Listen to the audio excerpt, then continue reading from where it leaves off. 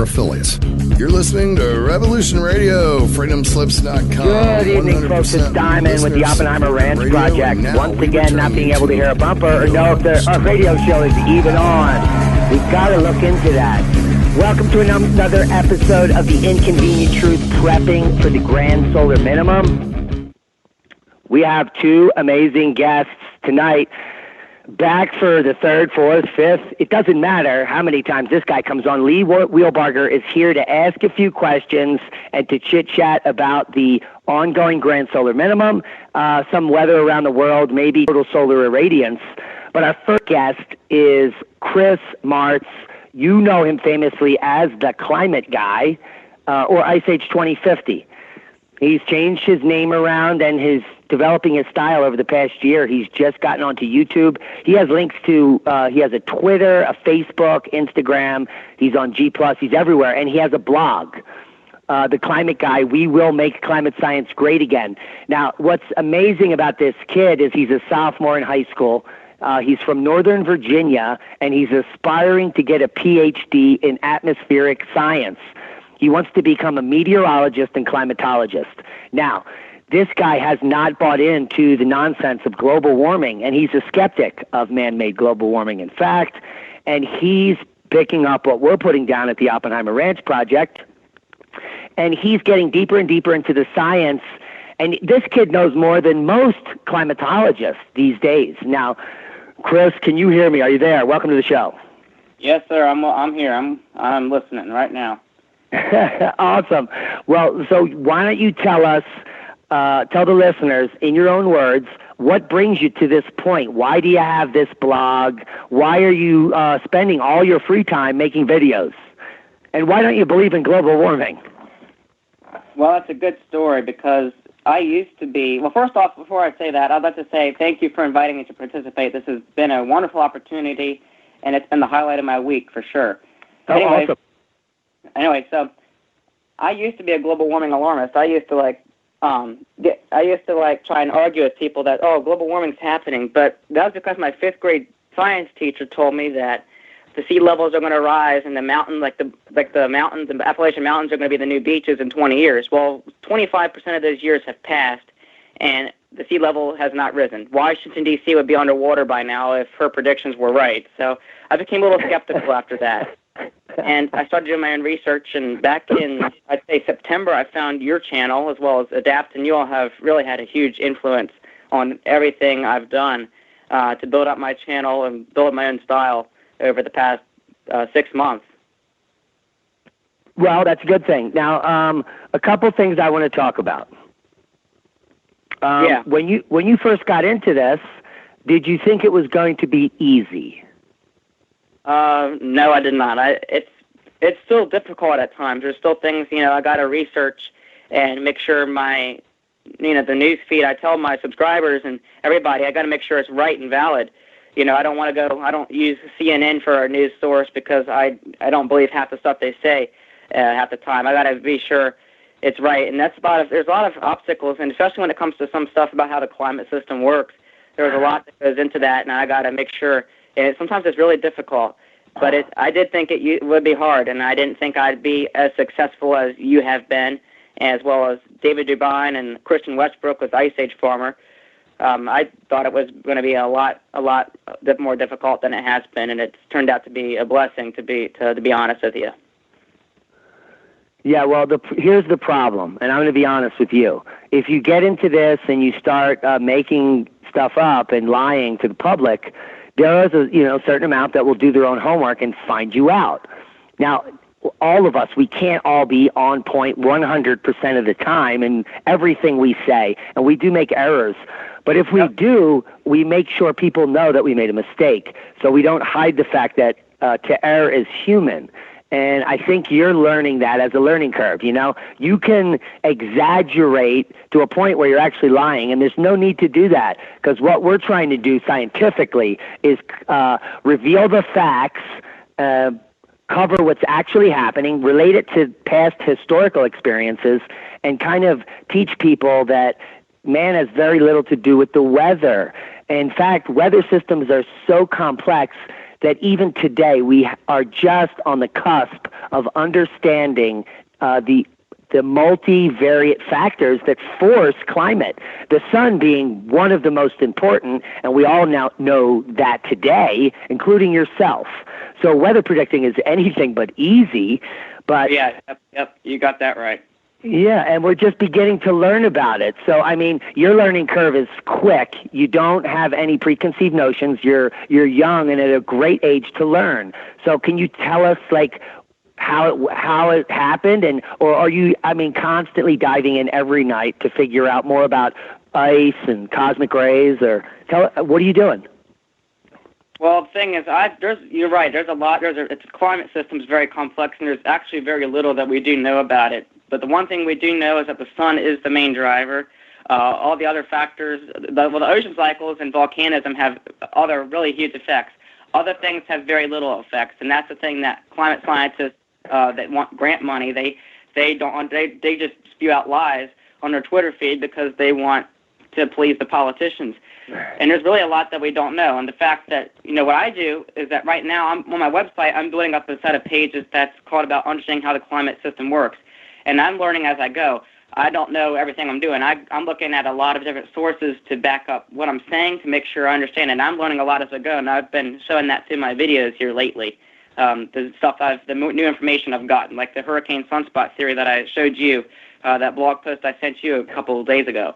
That's some of the stuff that I've recently learned, and it's really interesting. Now, I'm going to be honest with you. How long have you been making these videos?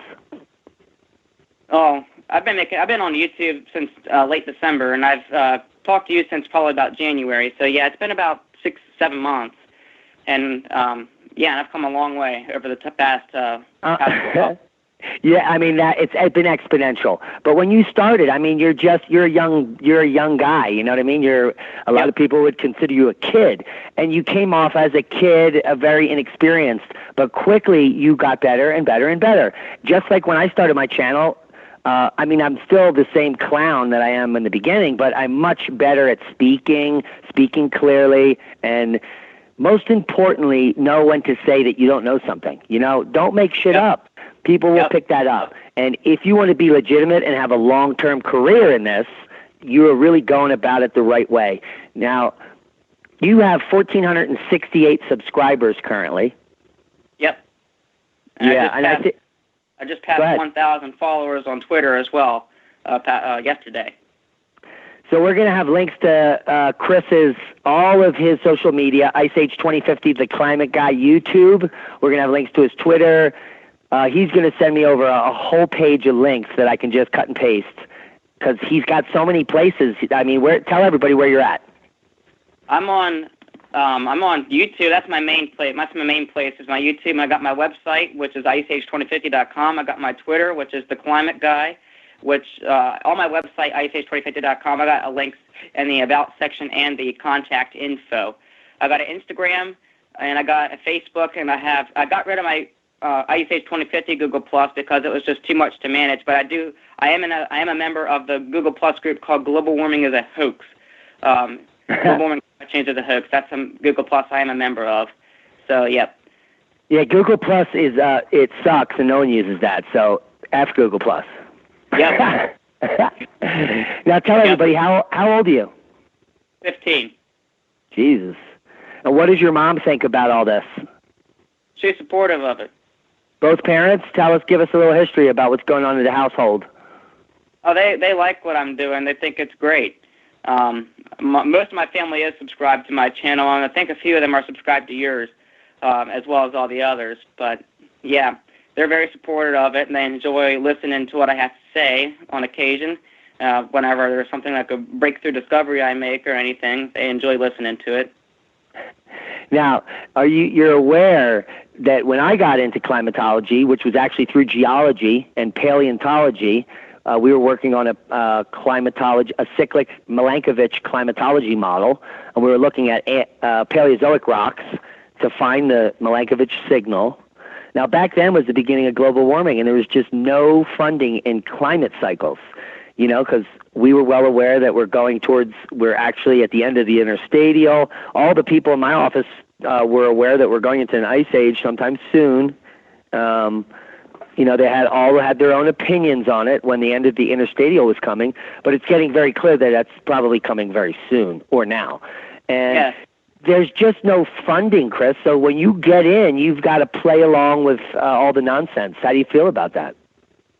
Well, I think that if I do, in fact, become the career choice I think I'm going, I think I'm probably going to I'll probably have to buy into the stuff, yes, and that's something I'm a little afraid of, because I do want to continue my channel for as long as I can, and I'm thinking that if I get, maybe I might have to stop taking videos for a little while or something, but I'll probably express my opinions depending on who employs me. Like if it was Fox News, I can express my opinion. If I'm just a personal private meteorologist or something, then I can express my opinions. And even some at NBC have expressed their opinions, and NBC really pushes the global warming narrative. But I feel that as of my First Amendment right, I have the right to say what I have. I have a right to say what I think, because that's my First Amendment right. And my doctor, she said that there's multiple debates in the medical field, but nobody calls anybody names like they do in the climate field. You know, we get labeled flat earthers and deniers when we are completely the opposite.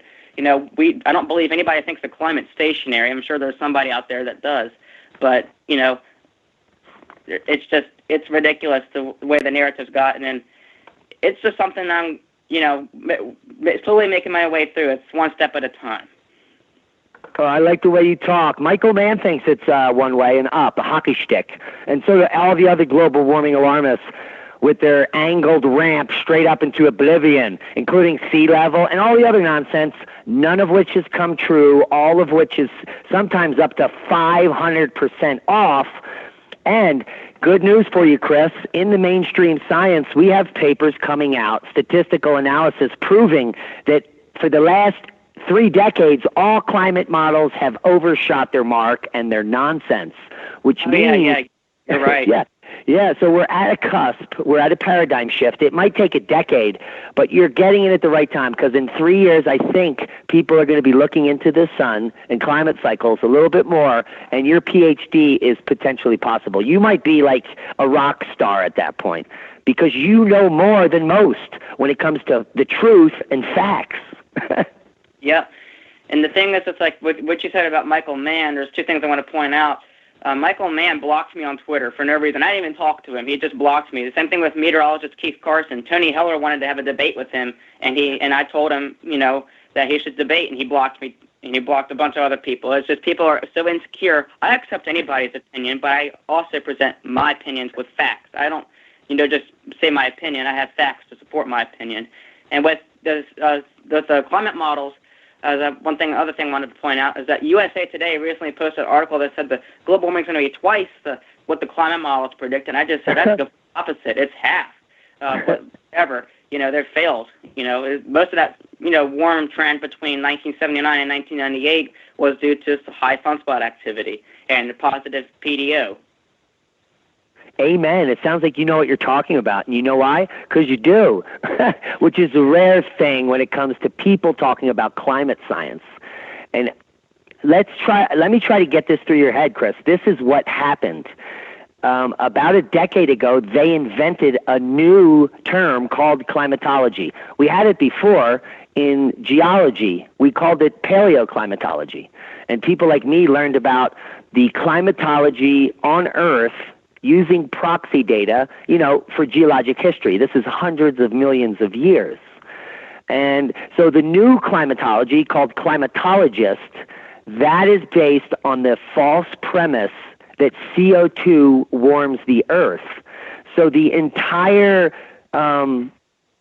scientific endeavor called climatology now is based on a false premise of CO2. And there are thousands of adults spending tens of thousands of dollars to get degrees and learn about this nonsense.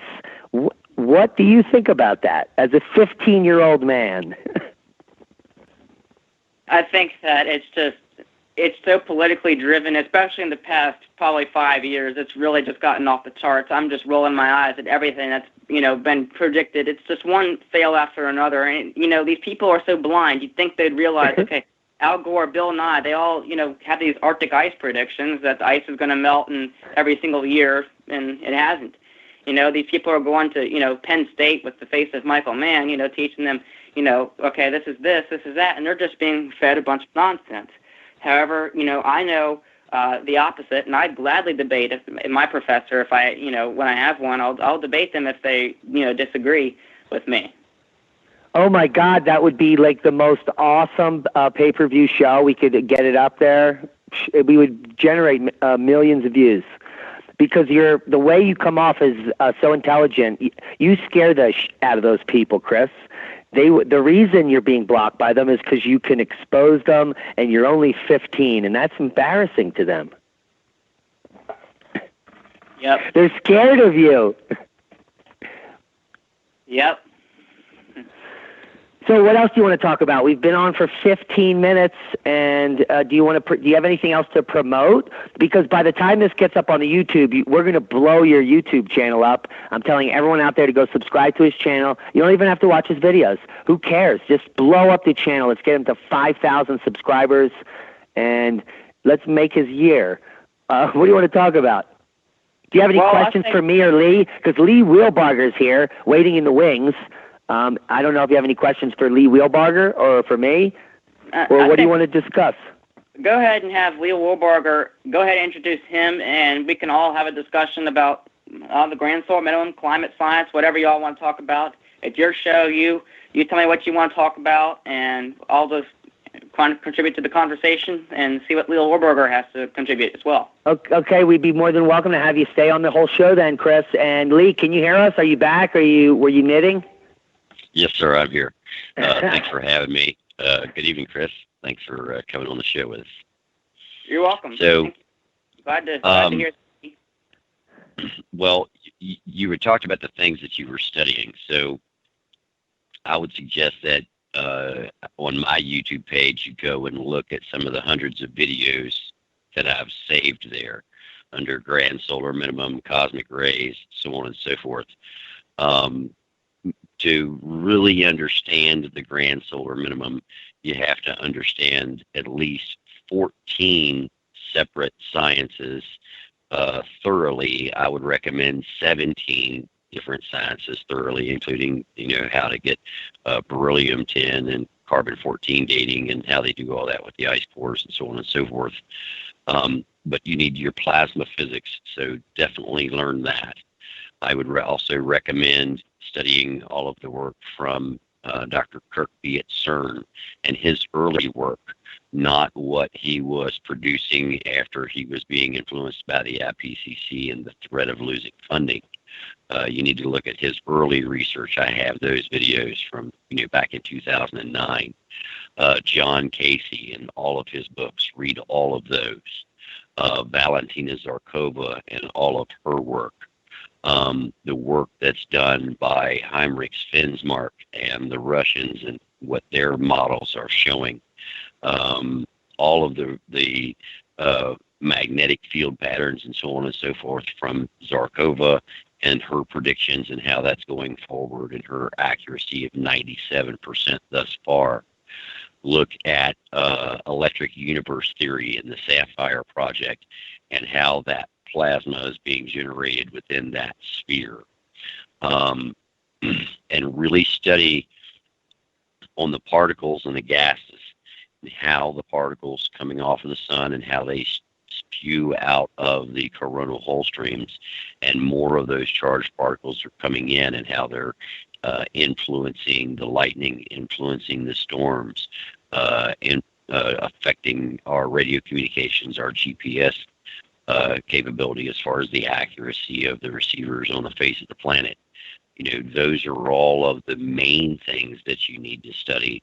And then you also need to study how those particular particles interact as they're highly charged, different voltages, and different materials themselves, how they interact with not only particles or aerosols within our atmosphere, but how they interact with organic matters and create things like nitric oxide gas in the atmosphere, and how that nitric oxide is cooling our atmosphere, and then how all that ties in with cloud nucleation, plasma discharges, and then last but not least, I would also recommend that you study plasma geology.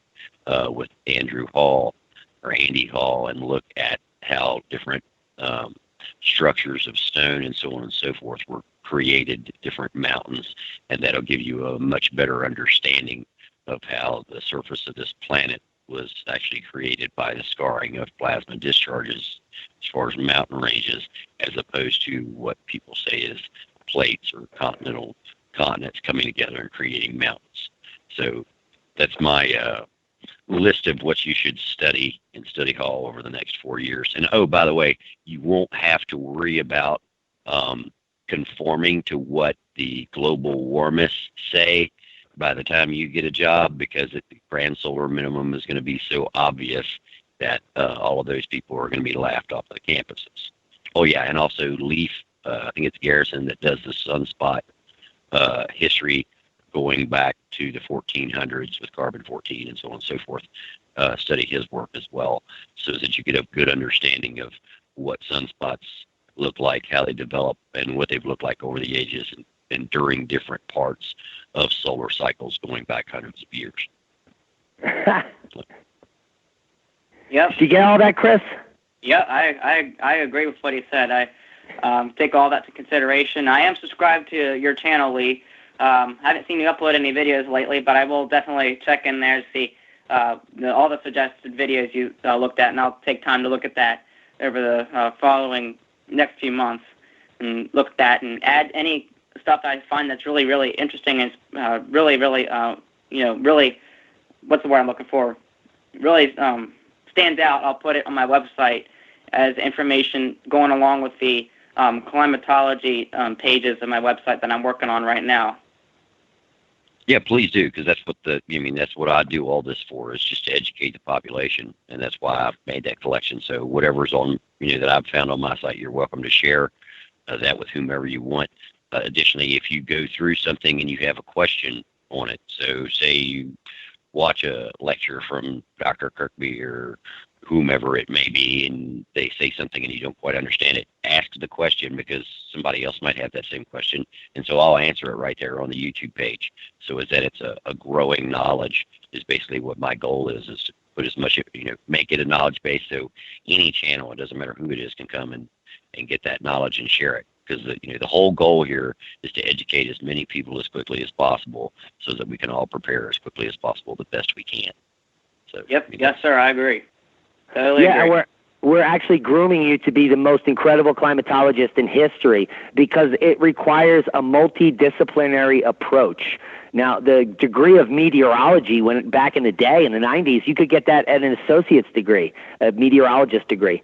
And I believe there are some four-year colleges that get you a degree in meteorology as well, but PhD programs in meteorology, I'm not even aware they exist. And if they did, they would fall short, because the bullet list that Lee just provided is an amazing summation of all of the pertinent sciences which need to be known to the person studying climatology. You need to learn paleoclimatology and geology, and the problem is, as Lee pointed out, that only Andrew Hall and Diamond and a few other dead people and alive on Earth even know about electrical scarring, or the idea. It's not in the textbooks. But Chris, you're on the cutting edge, so you're getting data from people giving you real information. And if you take it to heart, you could create your own PhD program as an astrophysicist, and you'll be the star. You'll be the go-to guy in the future. Yep. I don't know about if they offer a PhD in climatology, but I do know that they offer a PhD in atmospheric science, which you can take either career with. So that's what I'm going to probably look into, see what all my options are, and go forward from there, one step at a time. But I do like all the suggestions, and what you said is 100% true. Awesome. All right, Lee, Chris, I've got an idea for your master thesis. Tell us what the weather patterns on the face of the planet will be when Earth is experiencing a 1 nanotesla interplanetary magnetic flux. And when you come out with that, you will shock the world. So that's what you want for your master's degree thesis, because I don't think anybody else is going to announce it before you do. So your thesis will be the global warning that the governments are failing to warn. Yeah. speaking of government, you about the Grand Sorghum, you just maybe remember something. I was on my Instagram page for my channel, and one of these people that lives in New Zealand told me that because they work for like a big news agency, they're one of the janitors for some reason. They told me that they saw they were just sweeping the floors, and they heard these managers in the back room talking about the Grand Sorghum and whether they should warn it. They said no because it would just ruin everything. It would, the government would shut them down because of just they don't want them to know about it. So we do know that this is actually a bigger issue than what it appears to be just by looking at the words. Well, it's funding, and the funding is for things that make things warm. That's where the funding's at. So if you want to research that says it's not getting warm anymore, it's getting cold, we're going into a grand solar minimum, nobody's going to give you any money.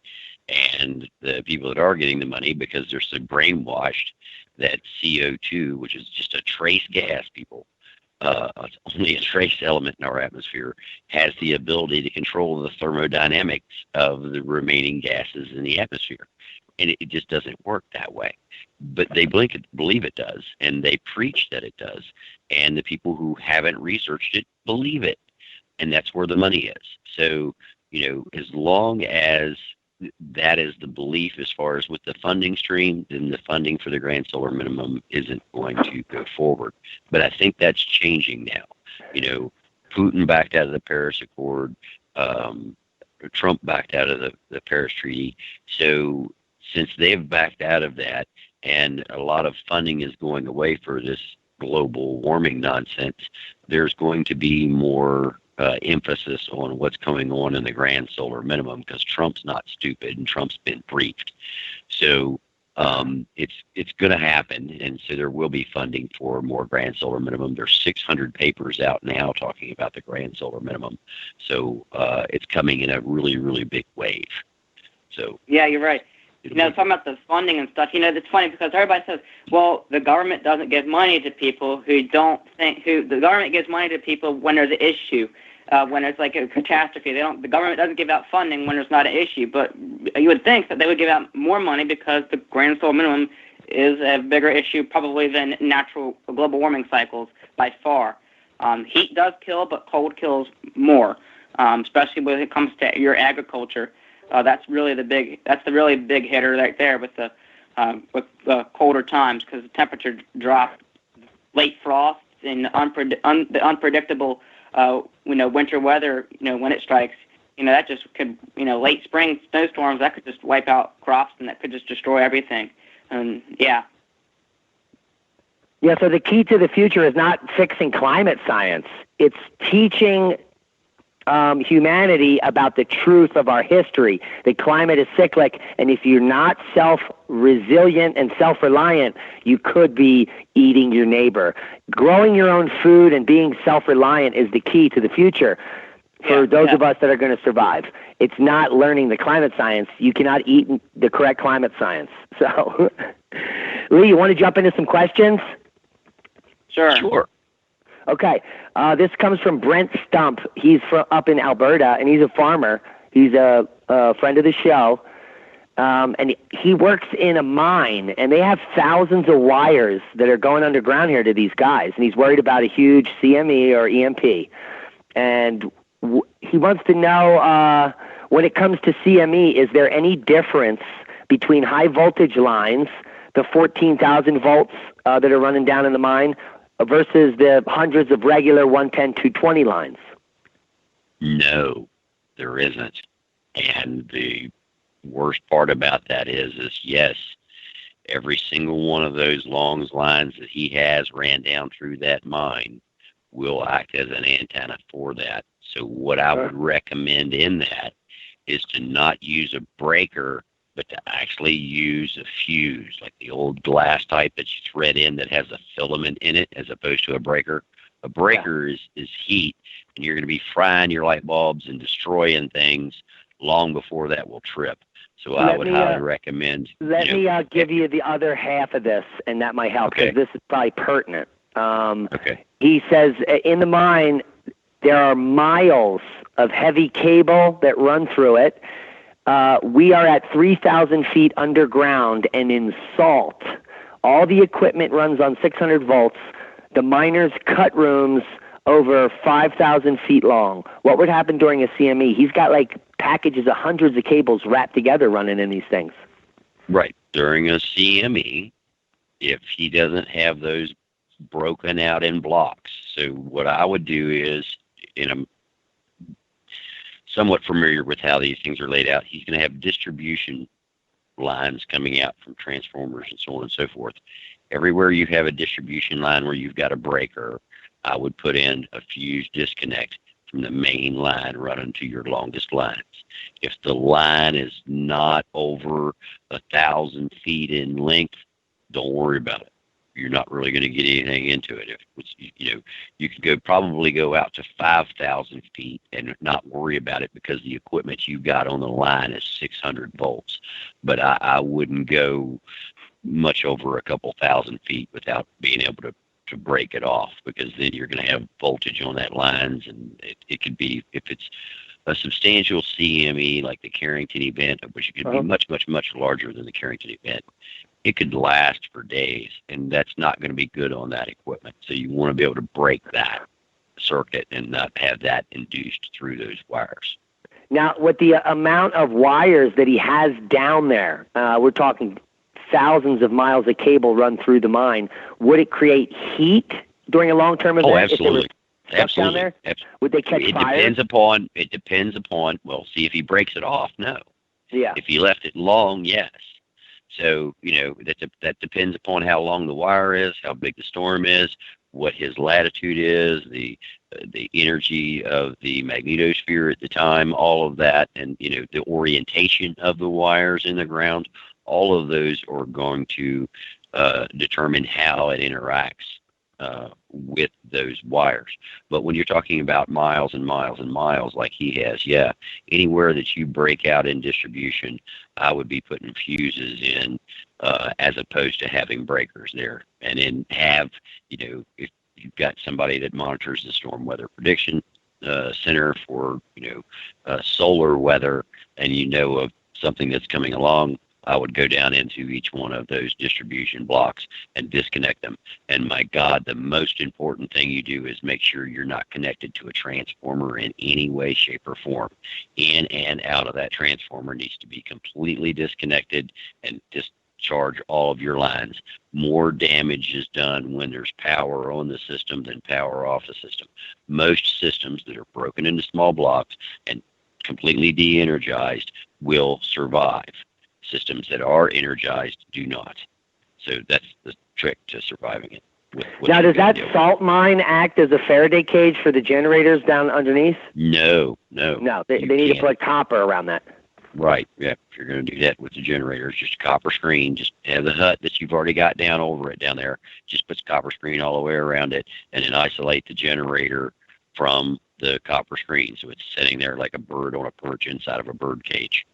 And then when the event takes place, you've got fuses, and you can pop those fuses or pop the breakers and have fuses in line with it. So the fuses pop for the CME, EMP, what have you, and the breakers will pop for your normal load. Excellent. Anything else to add about safety for those guys that are down a mile under Earth? Shouldn't they have a protocol to get them out or not send people underground if there is an impending solar storm of great magnitude?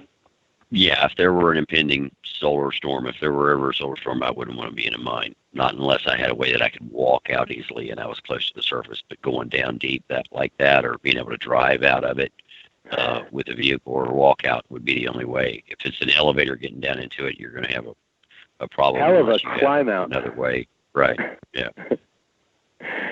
Okay, now I sent you an email from one of our crazier fans earlier, and it says either Lee Wheelbarger, a CIA-type electronics weapons specialist guest on Oppenheimer Ranch Project, is lying under duress, or all his hype about people actually being damaged by 5G, and now a law passed allowing fire stations to have a tower near them is just a conspiracy fantasy.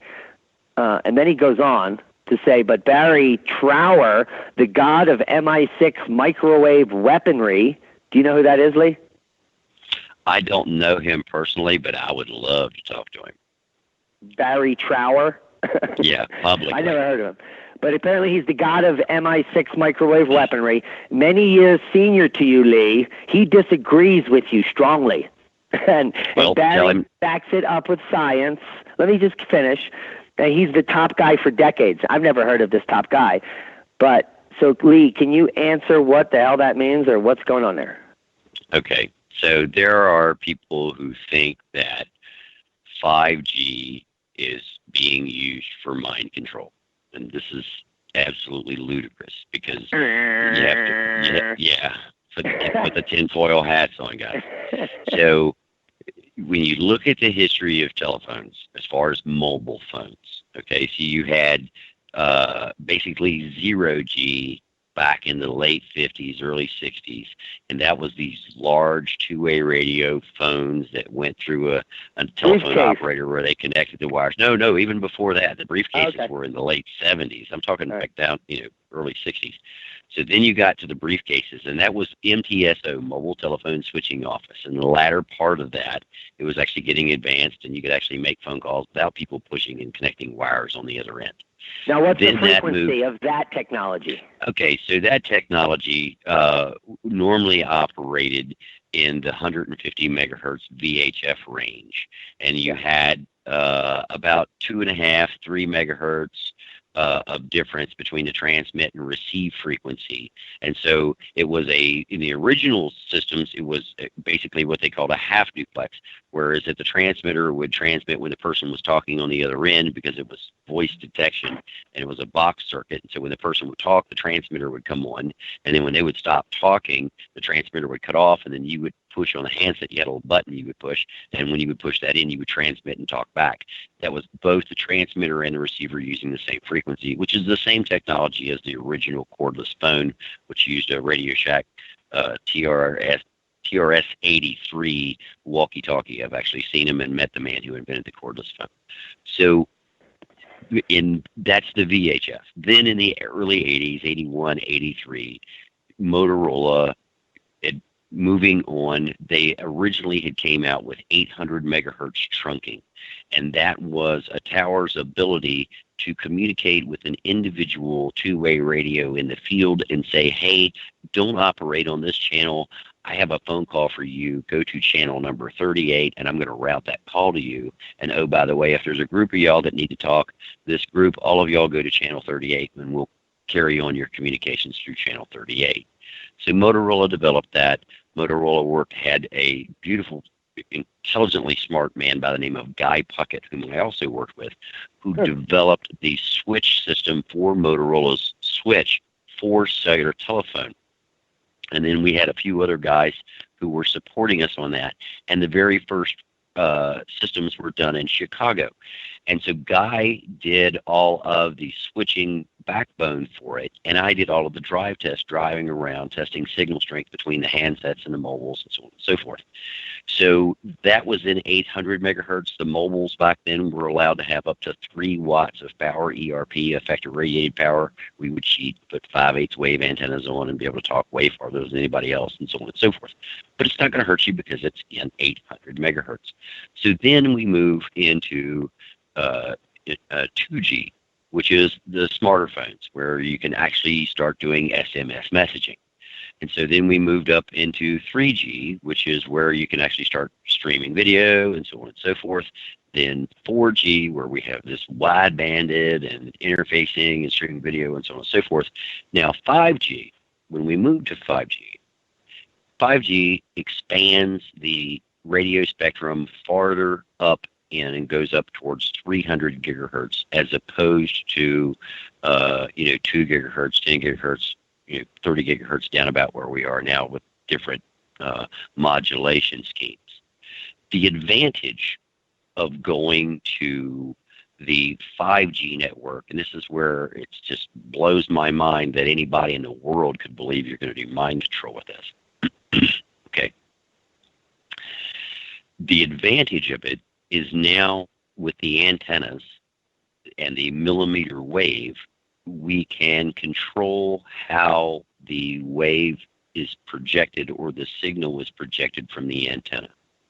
So let's say that there's 10 of us in a room and all of us have a cell phone and all of us, our cell phones are transmitting at 1 watt. That means that there's 10 watts of effective radiated power, ERP, being emitted into that room, and all of us are absorbing it because it's being emitted 360 degrees all the way around the antenna. So all of us get it. The advantage of the millimeter wave is the fact that you can actually steer the signal beam. And so you can do what's called wave forming. And so you can project a beam like a spotlight just to the person that the system is trying to talk to. And each antenna will be capable of handling up to, currently in testing, that is a successful system, up to 256 separate antennas in what is referred to as a sector antenna. So on a cellular tower, you have 3 different antennas, array systems around it, and they each cover an area of 120-degree field of view, and that's the sector.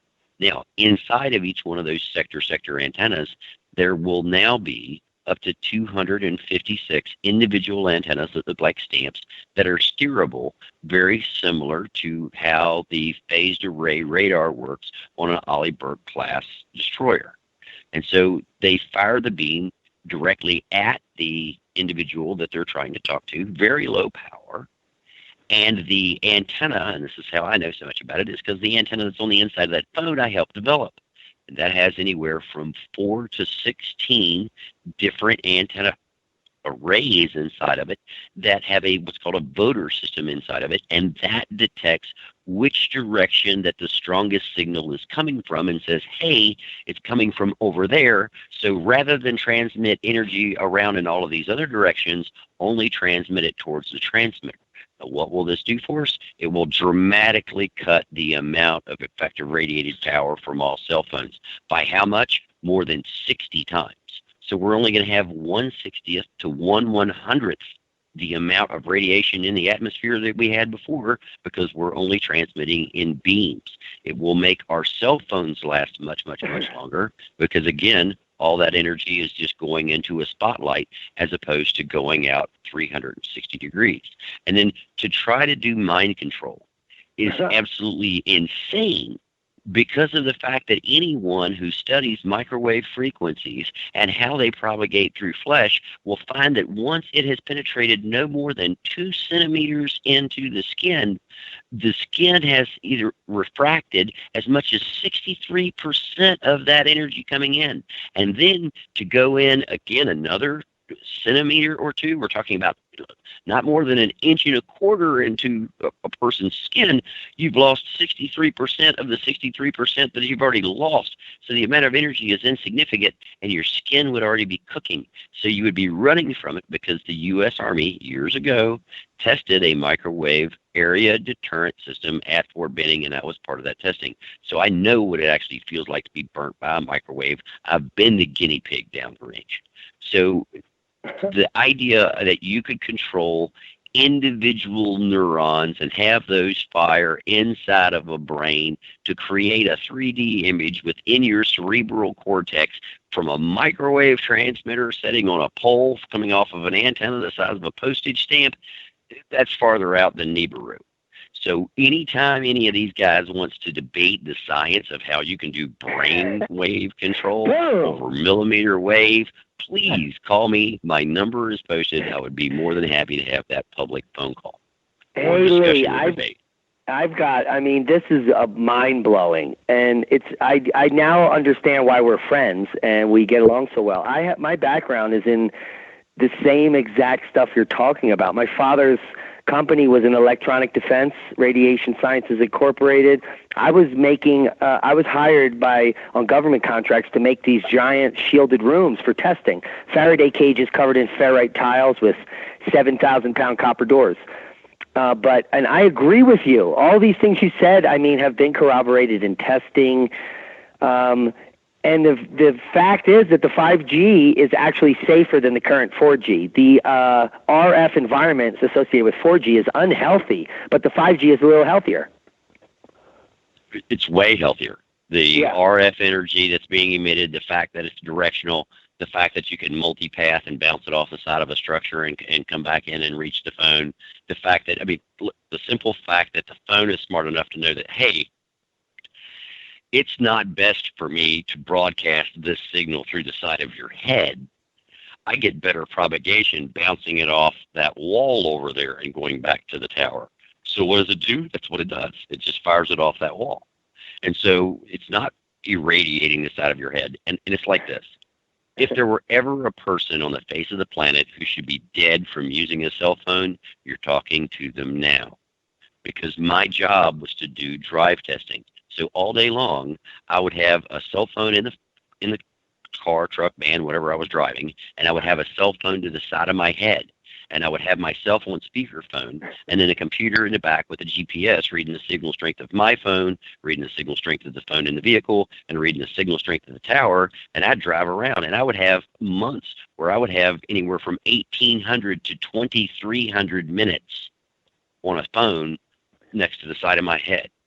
So if the cell phone could give somebody cancer, or a cell phone would give somebody a brain tumor, or kill somebody, I would have been dead 20 years ago. Indeed. Now, some are more sensitive than others, and I'm going to throw out here the truth. And the CIA and others know about what I'm going to tell you, as well as our listeners, that the sun, the KP index, our Earth's magnetosphere plus the sun, controls human behavior more than cell phone towers. And the moon controls human behavior just as much, and way more than cell phone towers. Now, what I'm talking about with geomagnetic activity, when we get down to KP0, some people, according to CIA documents that have recently been released through FOIA, have clairvoyant experiences. People that die at KP0 and get taken back on the operating table, almost all of them report post-mortem death experiences. So there is something associated with our cosmic environment and human activity. We also know of the full moon effect, where people literally go insane during the full moon.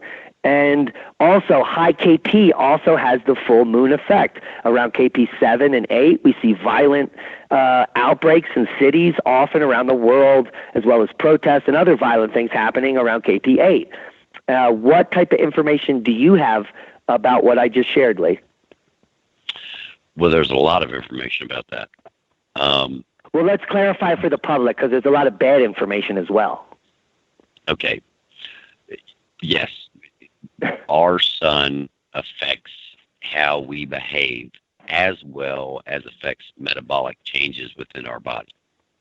So if you're at high altitude, you'll get basically a higher dosage of radiation, about equivalent to that of a dental x-ray. If you are in space, more than likely, if you're in space for any extended period of time, more than likely you will have to have cataract surgery later in life because of all of the particles that are bombarding through you while you're in space. Cataracts is one of the side effects of that. Additionally, when you're in space and you close your eyes, you can actually see sparkling because of the cosmic rays and galactic cosmic rays and charged particles actually going through your eye and hitting your optic nerve and so on and so forth. And you'll see that, shall we say, little shower of sparks. And that's basically eating away at your DNA and so on and so forth.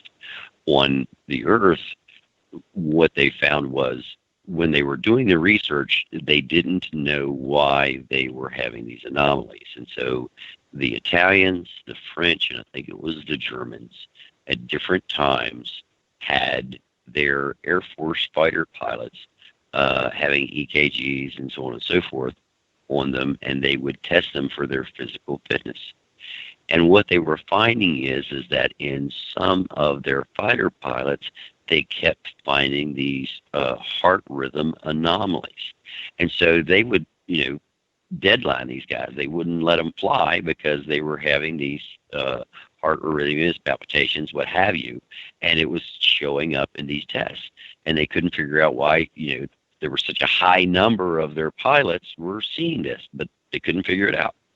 Well, finally, some people, and I can't remember what group it was that went back and did it, But what they did was they found all of the high particle energy events from the sun, from CMEs and so on and so forth, that were coming into the planet, and then they correlated the days of those CMEs to these medical results and found that it did contribute to heart attacks and strokes and other things of that nature through all of that. So we've known that these solar winds and solar storms and so on and so forth can affect human health for a good 20 years. So that's not anything new. As far as people going crazy and energy and so on and so forth, yes, when there's more energy in our atmosphere and stratosphere and so on and so forth, ionosphere, people are more hairy as far as how they interact. So that makes all sense. I got there, Dave. What do you want to say, Chris? I said that makes sense. What are you saying? Now, Lee, as we descend into the grand solar minimum, cosmic rays are going to reach, we've already reached the new maximum as of July, the first week of July. We're in the new modern maximum. Cosmic rays have never been experienced by modern man ever at the levels that we're currently at. They're going to increase at least for another year and a half until we reach the minimum, and then they'll back off a little bit. But do you think that the waning magnetosphere, this new cosmic ray environment, as well as the sun shutting down, that some people are going to not be able to handle it? Are we going to have more outbreaks of craziness? I can't say that it'll make more outbreaks of craziness. I think that the entire environment itself, even without the interaction of particles with people, is going to create more havoc. And you had said that the highest level of cosmic rays in the modern history, I'm not aware, there may be somewhere in history, but I'm not aware of anywhere in history that we were ever higher in the amount of cosmic and galactic cosmic rays than what we're absorbing now. So if there's you can correct me, maybe I'm wrong, but I think we're at the all-time high, not just the modern high. During the last glaciation about 16,000 to 12,000 years ago, we were in a higher environment, I believe. But we're talking pre-ice. Yeah, right, yeah. I'm talking about So well, many of our listeners believe that the human species have been around for millions of years. So the human species, these destroyed great civilizations that are being recycled on a 26,000-year periodicity, they went through major cosmic ray flux periods. Those glacial times, that like the one we're heading into, temperatures were 14 degrees C colder, and absolutely the cosmic environment was insane. Yes. Now, we got about 5 minutes before the break. Chris, are you going to stay with us for the next hour? Yeah. Awesome. So we're going to all go to mute and be able to take a bathroom break. I want to address, before we get to more of these questions at the second hour, Lee, people coming out of the woodwork again now that it's summer and we have wildfires globally. A lot of the wildfires in North America have been quenched as the monsoons kicked in. But I'll tell you what, we're not out of the woods yet. Just here in my hometown, right up the valley here, Blanco Basin, we've had 2 fires in the last 2 days, around 20-plus acres, and the one today filled the whole valley with smoke. And a lot of the crazies are coming out of the woodwork, Lee, screaming, DEW, directed energy weapon. Now, these DEW weapons are the number one claim to chemtrail, conspiracy nuts, and tinfoil hat community. Can you talk to the community, the people listening, about directed energy weapons and why that we don't need them to be starting these wildfires? Yeah, if we're going to use a directed energy weapon, it won't be to start a wildland fire. Everybody would be able to detect where it was immediately, and then it would be on China's list of one of the first things to destroy with one of their destructive satellites, like they took down. I think it was one of their Pyongyang-1 weather satellites or whatever. We do have directed energy weapons. They are here on the planet. Boeing has a system. Raytheon has a system.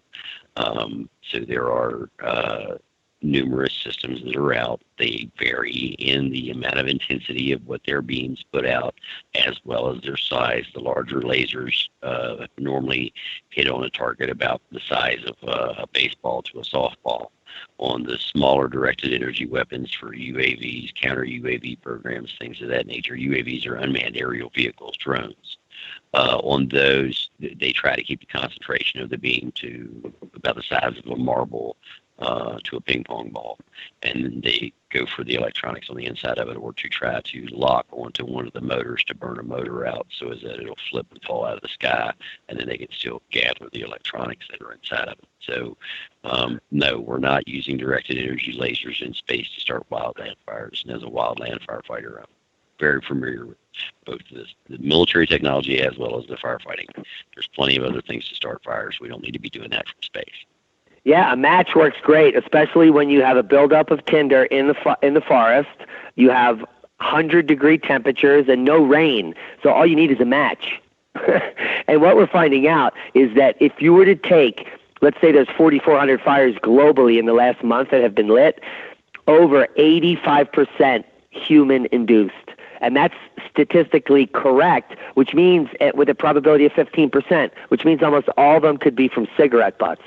Now, a majority of the fires that are globally set are typically by lightning, and lightning is going to be increasing as we go in the grand solar minimum.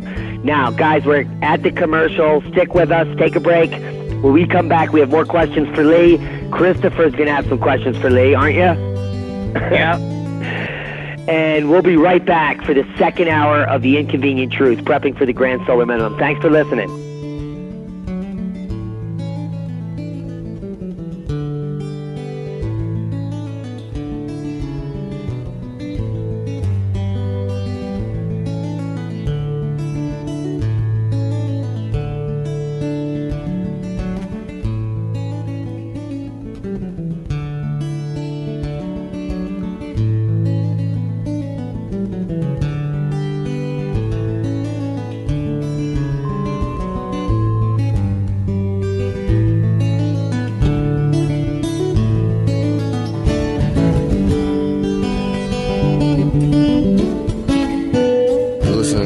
Radio at freedomslips.com, and we'll be right back after this message.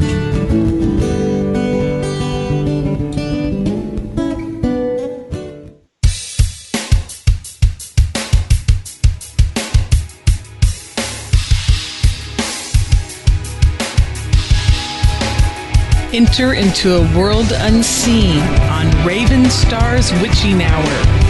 You will encounter eclectic topics from the realm of spirit brought into our matrix of truth.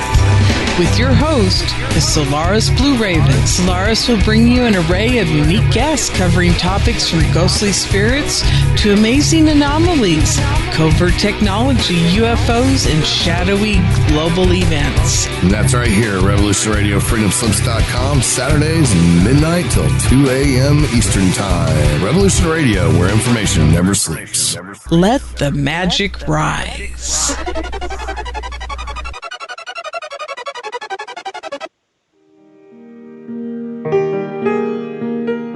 This is Barbara DeLong, host of Nightlight Radio, inviting you to join me on a cosmic journey, exploring a metaphysical montage of spiritual material, covering everything from the mundane to the magical, UFOs to unicorns, and everything in between, including spiritual readings for those who seek enlightenment. Let Nightlight provide you with equal measure of light, love and laughter, insight, wisdom, and inspiration. Monday nights, 10 to 12 p.m. Eastern, right here on Studio B, Revolution Radio at freedomslips.com.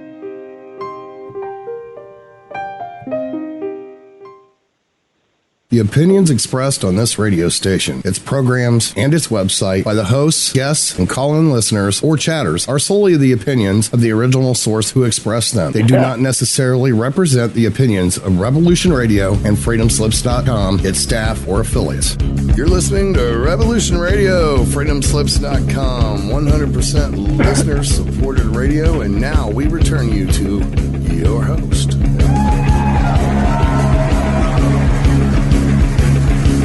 Good evening, folks, and welcome back to the second half of The Inconvenient Truth, prepping for the Grand Solar Minimum.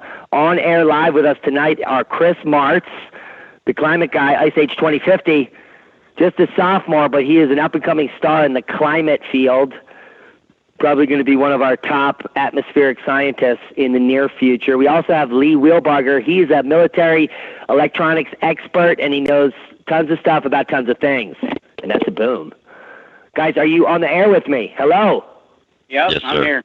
Okay, great. Lee, what were we talking about? Oh, directed energy weapons. Did we miss anything? Not really. It's so, I mean, we do have them. I worked to do a power supply system for the Boeing system, the larger one for the theater air defense system for ICBMs, which was a 100 megawatt laser that's directed through a head on the top of it, and they were using a big generator to do it. I'm saying, guys, you can do it with a battery bank. I can give you 100 shots without starting the generator, decrease your thermal signature, decrease your acoustic signature. So, we did some testing with those guys, and also the Redstone Arsenal. So, I've got experience with that. Do we have something in space that we're using to shoot at things on the ground, like in the James Bond movie? No. I am not aware of any spacecraft. So there is no laser beam. There is no laser beam. No, Come on, there's got to be a laser beam. No? Those are only on the sharks. Okay, so let's tackle the nonsense. We're going to experience more positive ground strike lightning as the magnetosphere wanes, as the sun shuts down. We're going to have more wildfires. And if you check the statistics like I have, there were way more wildfires in the early 1800s, the early 1900s, when we didn't have people to fight the fires.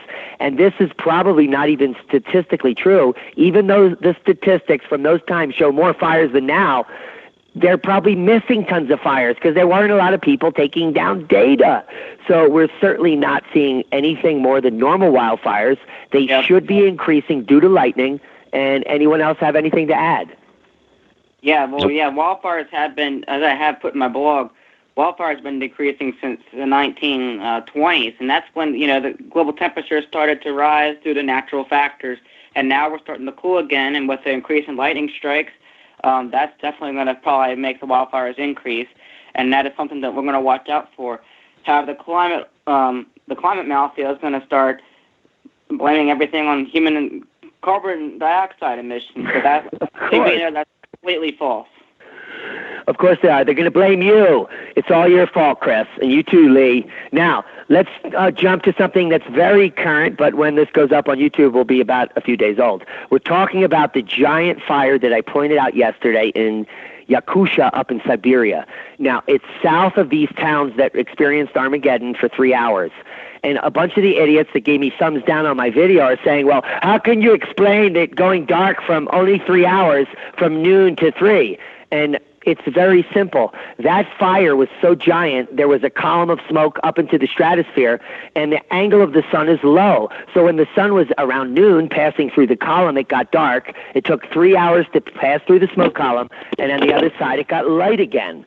Now, you don't need a conspiracy theory or Siberian test sites to get a darkening of a sky at a distance and not smell smoke. You have to be downwind from a major fire to smell smoke. It doesn't propagate the opposite way towards your nose because there's a fire. You have to be, and the people that witnessed this were not in the weather pattern. They didn't smell the smoke. They saw the darkness, and that's why it was so freaky. Now, you two might have a different opinion, but that is based on 8 minutes of really deep scientific analysis.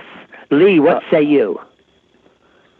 Well, I don't base mine on 8 minutes of scientific analysis. I based mine on the Sour Biscuit fire just north of Cape Junction, Oregon in 2002. Which until recently I think was the largest fire in the continental United States in the last 200 years. It was 500,000 acres burning. Jeez. And so our responsibility was to save the town of Cave Junction and some other structures that were along that line. And our base camp was at a lake. And I remember standing next to that lake and looking at the evacuation plan, which was a dirt road through the woods. Yeah. And looking to the west, and all you could see was a orange line on the horizon, which was the flames burning along the tops of the mountains. And everything above that was as black as night. And you could see no sun. And so in the middle of the day, we were driving around with our headlights on, and the only light you could see was off on the horizon to the east, where the sun was coming. You could see, some blue sky probably 300 miles away. But the sky was absolutely black over top of us. And it was one of those epiphany moments where you realize that you are just like a bug in that tree that's getting ready to burn, and if it decides to come this way, you're going to fry just like that bug. And so, yes, the wildland fires, when they are excessive in size, will put up a carbon thermal column of smoke that is thick enough to black out the sun and make it as dark as night. And I mean a moonless night, because like I said, in the middle of the day, we were driving around with our headlights on, because if you didn't, you would hit things. It was that dark. Yeah, I drove up into the 416 fire here with a friend of mine, and it was the creepiest ever. We were in Mars when we got real near it. We were downwind, so it didn't smell like smoke, but we were like 2 miles away. And it was big at this point, 40,000 acres burning simultaneously. And it was this eerie half-black crimson maroon, and you could see the sun a little bit behind it. It was almost it was very bizarre, all I can say. And the size of the fire in Siberia currently is literally 1,400 feet long and 1,400 miles long and 400 miles wide. That is a big fire. Yeah, big fire. That's a pretty big fire. I was looking at the temperature departures from normal across the globe, as I put out in my video just a few hours ago. The temperature departures coming out for July 30th. The European forecast model, I think, has picked up that column of smoke and whatever that is in the air, the aerosols, and it's going to block out the sun. So the temperatures there are going to be well below normal over the next month, I think. And the forecast models now show the temperatures being well below normal across the entire, just all of Siberia. It's just incredible how cold it's going to be getting. Temperatures 14 C below normal. Yeah, well, the winter of 2019-2020 we're going to be breaking all records globally, and if the mainstream media hasn't changed by then, it will be that winter that does it in the Northern Hemisphere. Do you have any opinions on that, Lee? Yeah, definitely. We're going to be breaking all kinds of records then. And there's people that are talking about, it's going to be that bad in 10 years, or it's going to be bad in 30 years. No, it's going to be bad before that. I told everybody we would start seeing it, the winter of 2018, 2019, and we will. But the winter of 2019, 2020 is going to rock the world for what we're going to see. And again, this coming summer, we're going to have even less ice melt than we had this year. Mm-hmm. We had a pretty low ice melt this year, Lee. Right. I mean, look at it's just floating. It's floating. It's coming in around the 6th to 8th least ice, which is actually an increase in ice in recent years, and then it should be increasing to multi-decadal highs within the next 2 years. Next year will be an eye-opener for the global warming alarmists, because they won't escape the ice cover. And we know that if this is the end of the interstadial, that glacial inception begins at Baffin Island, where there is still over 20 foot of ice in the bay there, and it may not clear out. And if it does not clear out this summer, it could be very bad next summer. Oh, yeah, I agree. And I've been monitoring a lot of this stuff. I check it every morning, every evening, to check what's going on with all this stuff. I mean, look at the Greenland ice mass budget. It's well above normal. They've had really no melting at all this year. And taking a look at the the global snow cover, there's still snow and ice on Hudson Bay. I mean how, that's not being reported in the news. It doesn't fit the paradigm. Nope. Okay, Lee, you ready for some questions? Absolutely. This is from Evelyn Vincent. Yes, Lee on Wednesday. Oh, one thing. This is coming in from Brent Stump, who had the first question earlier. He says that he can't thank us enough for what we're doing. It's going to save, it could save thousands of lives because now he can bring this to his people. He's one of the top guys there, but they don't have any corroborating stuff. So this is like hard copy he can bring to a meeting and they can listen because we're getting Go ahead. What he should do is he should go get the EMP Commission report and go and look at the CME section of that and how CMEs propagate into the lines. And there are standards for that, and they can wire their facility to those standards. So please, by all means, go and get the EMP Commission report and read that thoroughly, and you go through that and base everything upon that, because that is the, how should we say, most comprehensive document created by man in history on EMPs and CMEs and their effects on electrical infrastructure around the world. I agree. Now, we have one amazing question that's going to take us at least 30 minutes or an hour to answer, and we could go off on a tangent forever because it specifically has to do with the sky glowing during the Carrington event and past electrical discharge events that may have been recorded by ancient man. And we're going to get to that last, so if you're listening, stick with us. We're going to move to this next question from the Portillo family.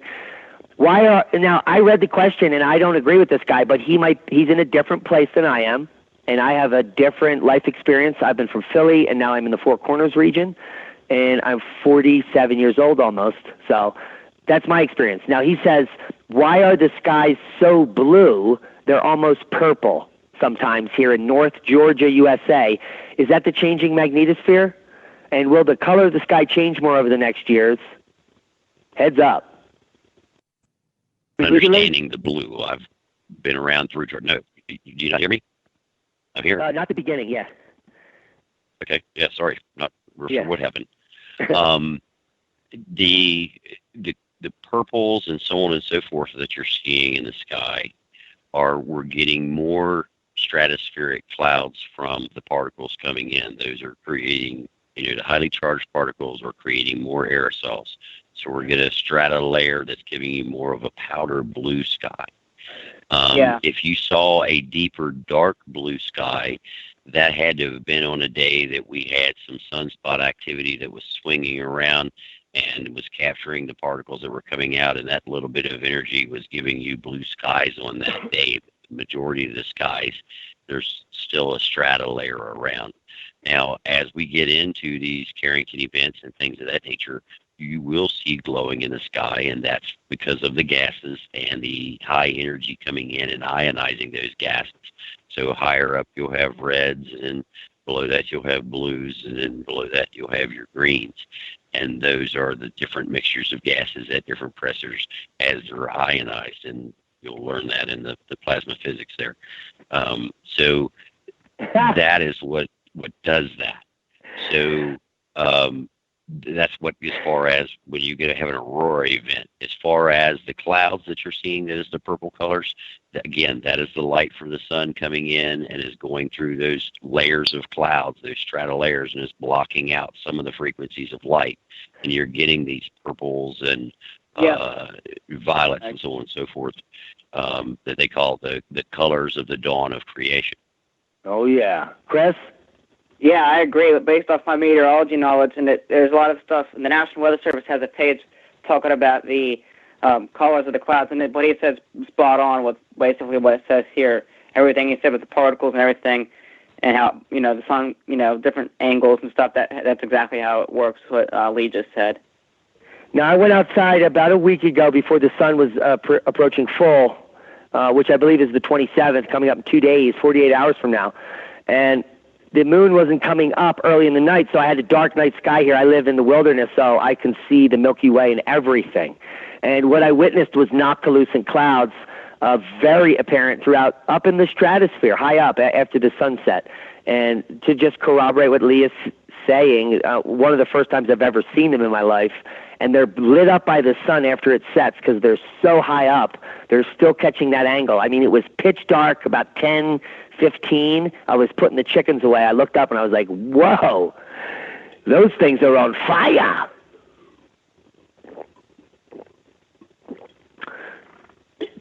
Lee, are you missing again? No, sir, I'm not. I was just waiting to see if you had another question. Yeah, we do. We're going to dive into the question about the glowing sky. And she says that we'll know when a big CME is coming because the sky will glow. And I've never said that. She goes on to say, can you elaborate? Why will it glow? What forces will be at work to cause the glow? What color might be the glow? Are there any historical records or glyphs of this happening? And if yes, where are they or why are they, blah, blah, blah. So I'm just simply going to jump in and say that the historical information I've read on the Carrington event, apparently it was a pinkish hue in many areas in the northern hemisphere. It was localized to only a section, maybe half of the globe, and probably the northern half.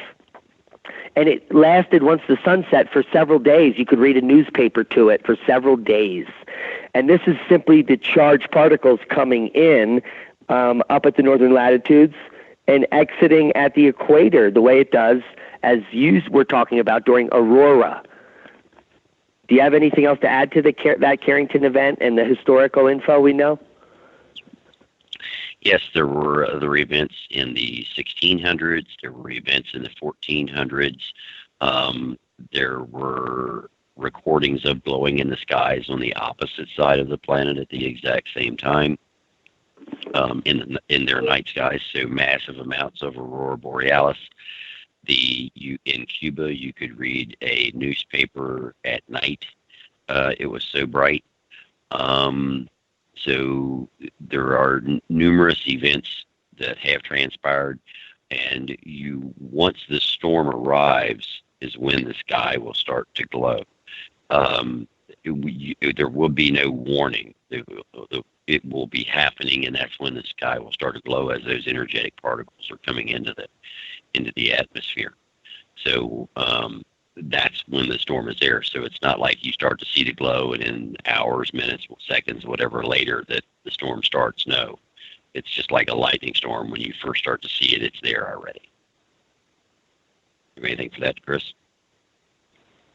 Well, yeah, I agree. There's been multiple accounts, and previous years, as you said, I don't know them off the top of my head, but there have been multiple accounts of exactly that particular phenomenon with the shifts in the aurora borealis and the northern lights and stuff being seen in lower latitudes. Yeah, there's been a lot of accounts for that back in previous solar minimums. Yeah. Yeah, and if you know the electrical circuit of the sun, the energy goes in at the polar latitudes about 18 degrees from the pole in a circle. That's where we see the aurora up there.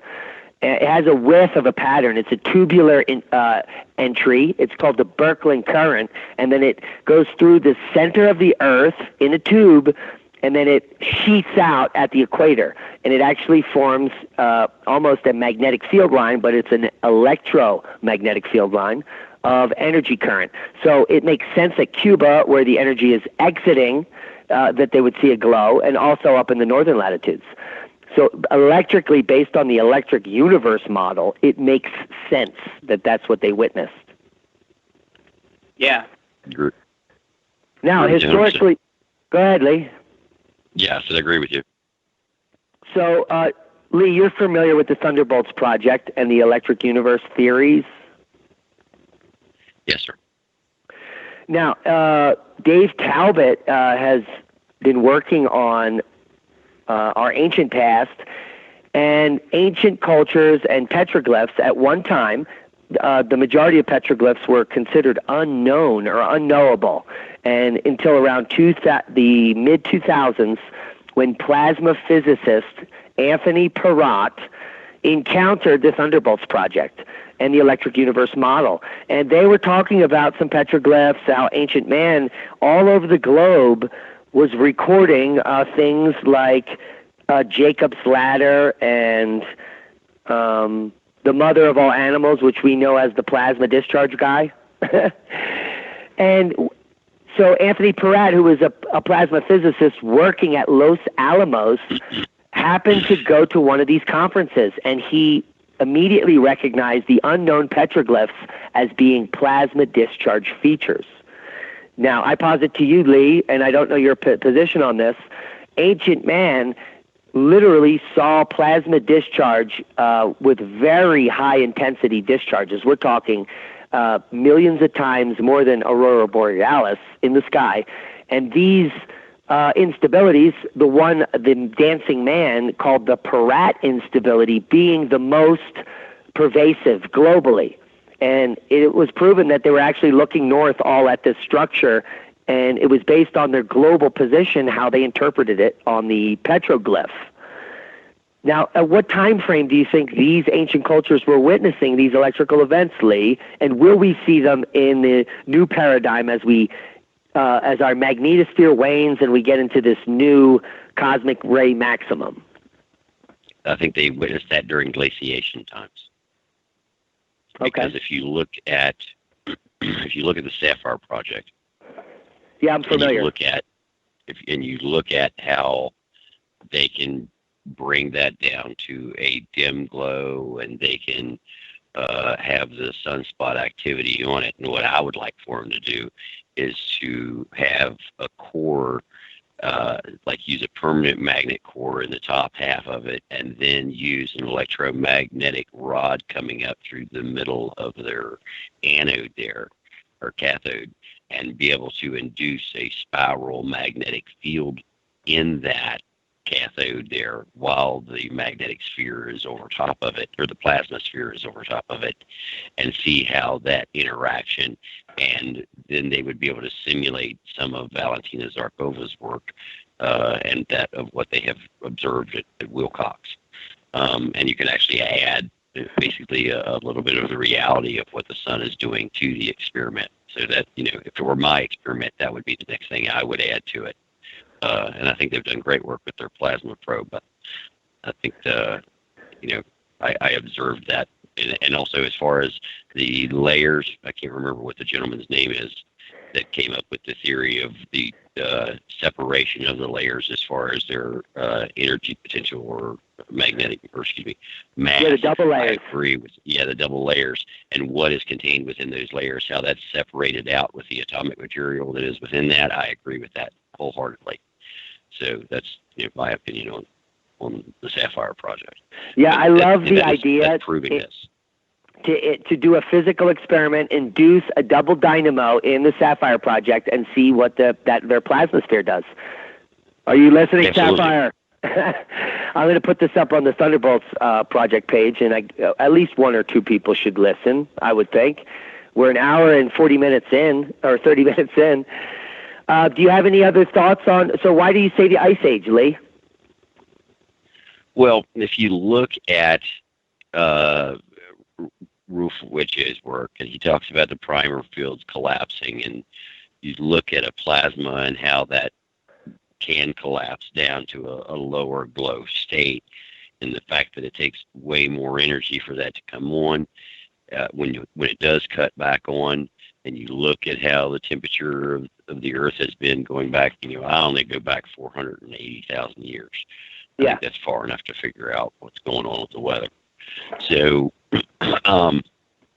when you look at it and you say, okay, how can you get the entire planet to come to a glaciation state when our solar variability is, supposed to be less than like 1/3 of a percent? It's like 0.34%.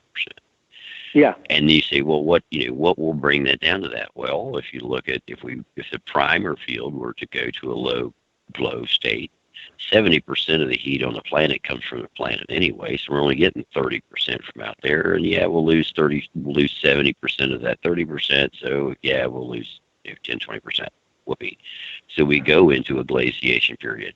Then when the sun gets back to a point of where there's enough energy for it to restart, and that's a higher energy level than what it was when it collapsed, by the way.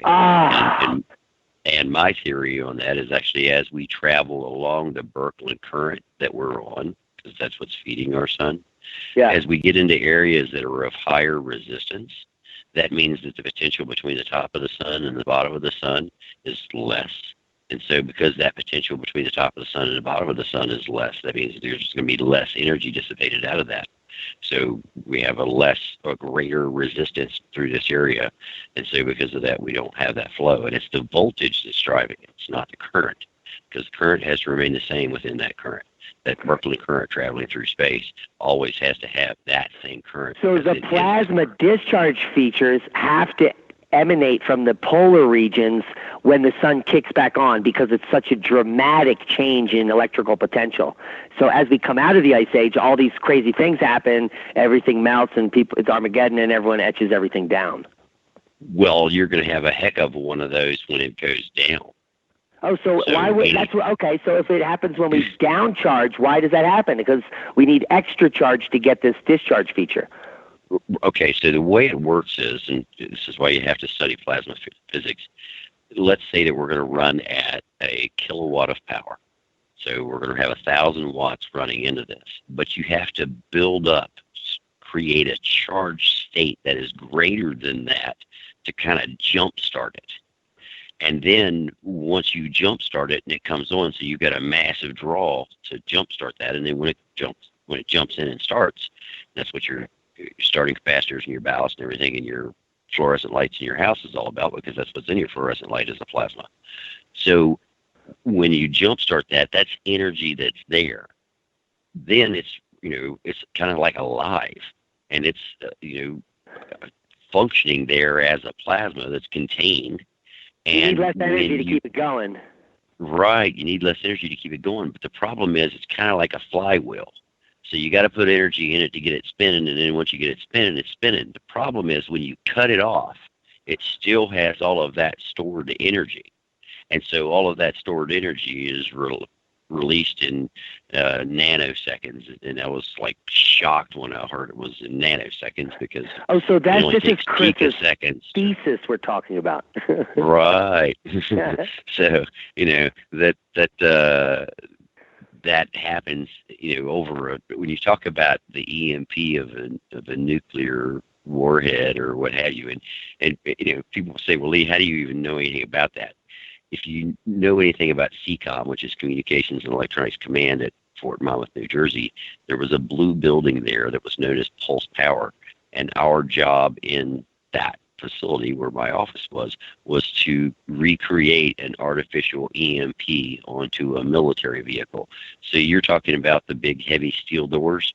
Our steel door weighed 150 tons and took a half an hour to open. So that's the level and difference of shielding of the two different levels of energy that we're talking about here.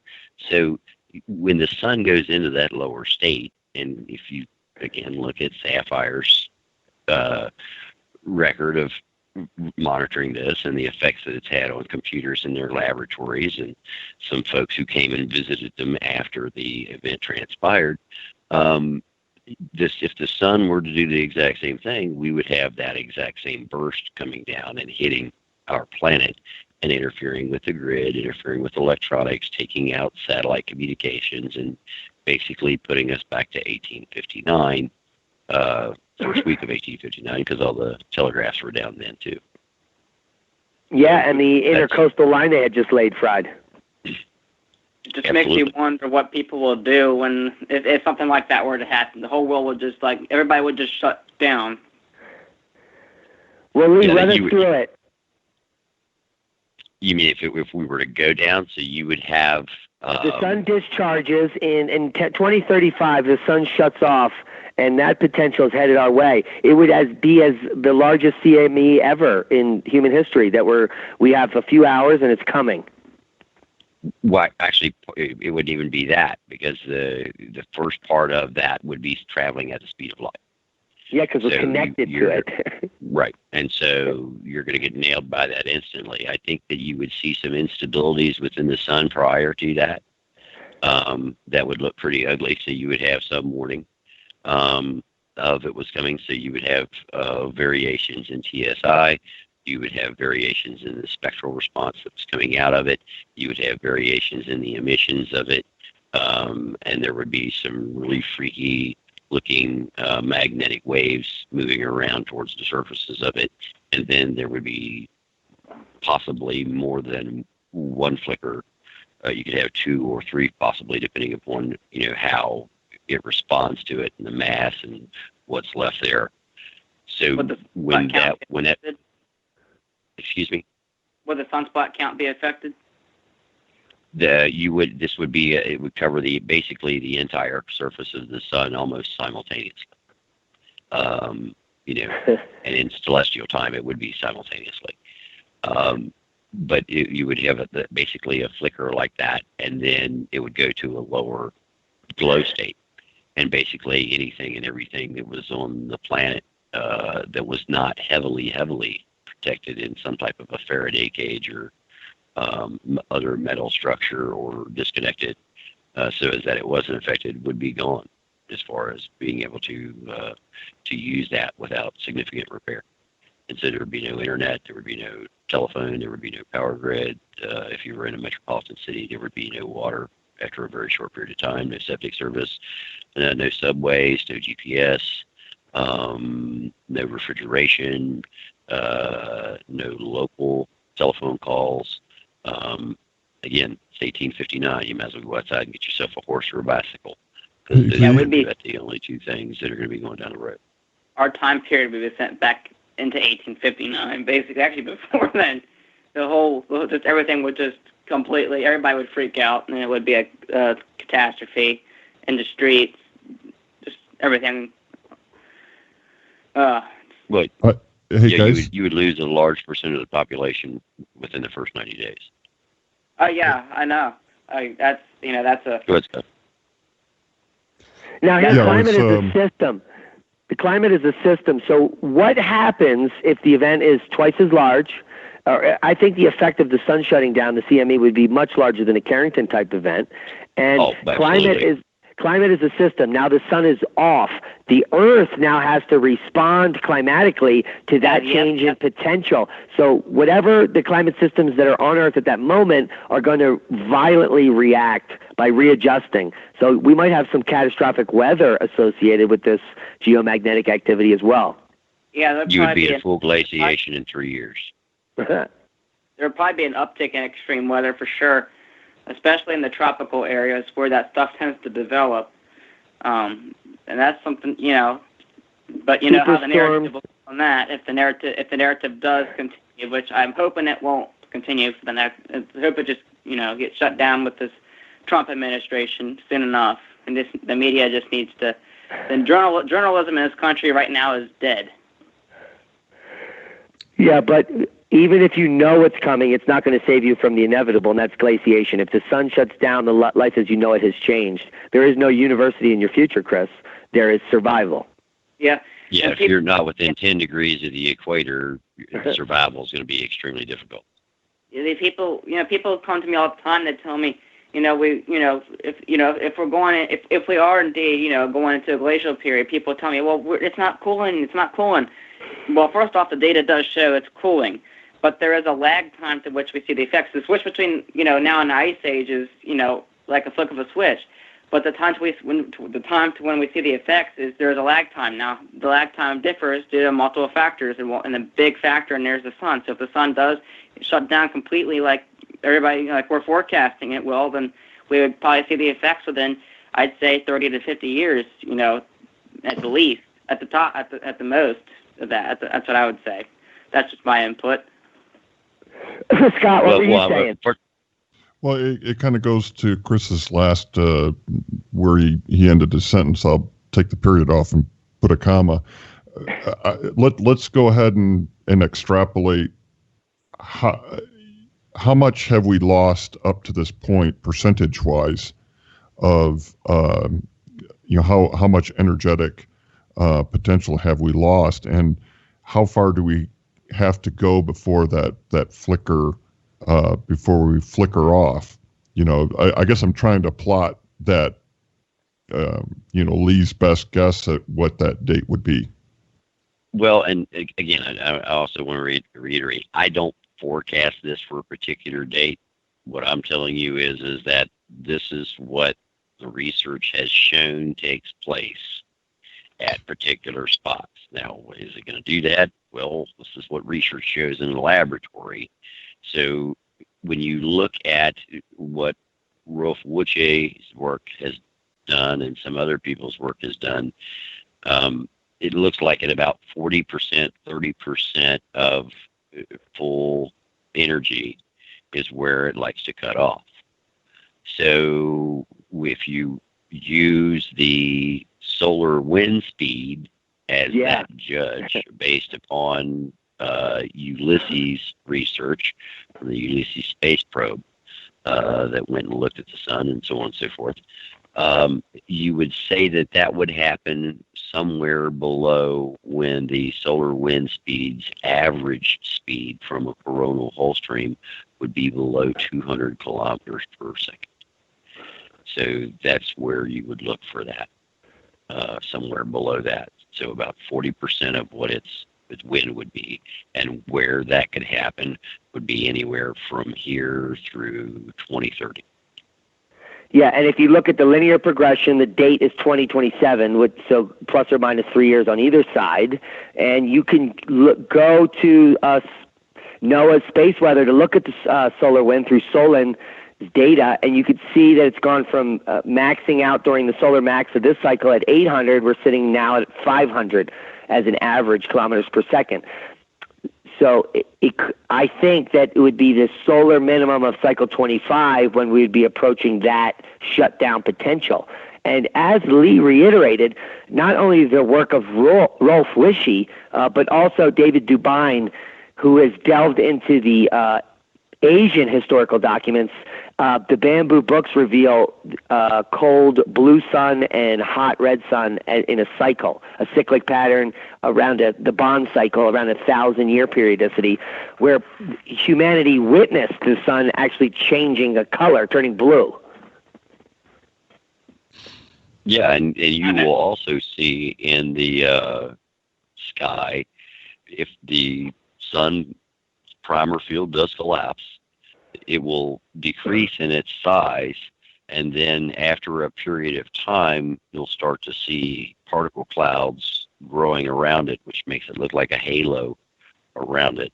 And so that is the images that some of the ancients saw in the sky, is basically the effects of what the weaker sun was doing and not spewing it out, and the particles basically kind of like building up like smoke around the outside of it in a sphere. So that would be another thing that you would see after a period of time. Has anybody plotted this out? I mean, do we know what the periodicity is of these failures to ignite? Glaciation. So you're talking 100,000 years of its dim, and then 10, 12, 15,000 years of its warm. Being the current epoch we're in is the longest of any of them. And if you look at the way we're falling off, we're at the beginning of it. According to my calculations. But. So you're saying they last for 80,000 years, Scott. So once it goes out, it's out? Yeah. It flickers around. I mean, there's variability. There's still sun cycles, but it's in a different phase. Yeah, because like with the different, as Diamond just said, there's different solar cycles. Like during a 120-year grand solar minimum, you had that big cycle, but then you had the little 11 and 22-year cycles, but they're just much weaker. They don't have much effect. Basically, I think that's what Diamond was saying. But we're talking a bigger cycle. These are Milankovitch. Oh, yeah. No, I'm just comparing it to the smaller way, the smaller cycles. So, Scott, you had a question for Lee about the poles of the sun. Yes. So, I think you mentioned I think you mentioned it in this episode also, maybe not. You had mentioned before that that Earth has far as I can tell, there's a single north and south, and you've mentioned before that there's two pairs of north and south on the sun, magnetic poles. Is that like? Did I understand that correctly, first of all?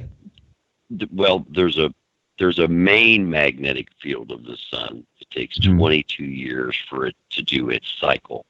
Yep. Within that, there are 4 separate electromagnetic fields that are spiraling around in the sun at different speeds.